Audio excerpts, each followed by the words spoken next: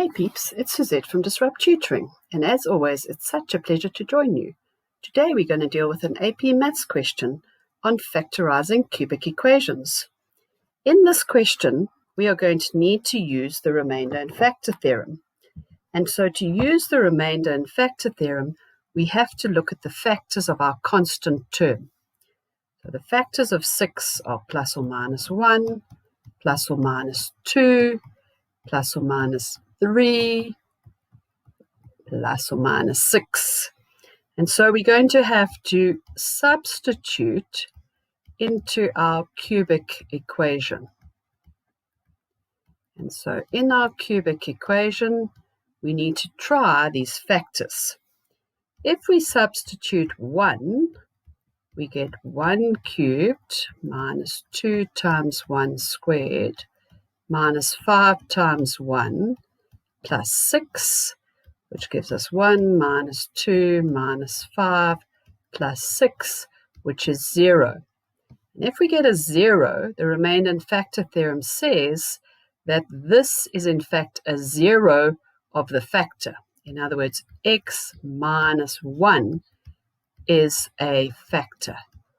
When we substitute x equal to 1, we get a 0 remainder. Okay, so we have our first factor.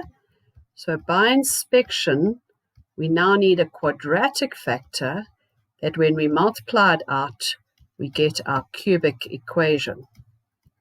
So we have a cubic equation as a product of a linear times a quadratic. X times x squared is x cubed.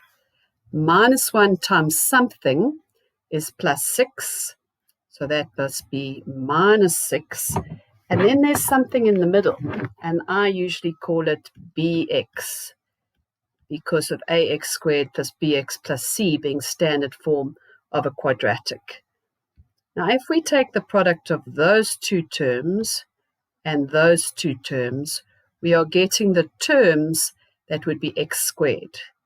In other words, minus x squared plus bx squared would be like terms adding up to minus 2x squared.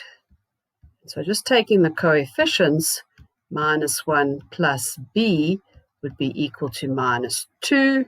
So b then would be equal to minus 1. And when b is minus 1, we can substitute back, and we can say then our quadratic is x squared minus x minus 6. And so our function f of x factorizes into a linear x minus 1, and we can further factorize the x squared minus x minus 6 into x minus 3, x plus 2. And so that is fully factorized using our remainder and factor theorem to find our first factor and inspection to find our quadratic factor. So before I go, I'd like to say a very special thank you to our epic sponsor for making this video possible. Read all about them in the description below. Be sure to visit our website for more of these epic tutorial videos. If you can't find the answer to your question, you can send us the question and we'll respond with a personalized video just for you. Until the next time, stay epic.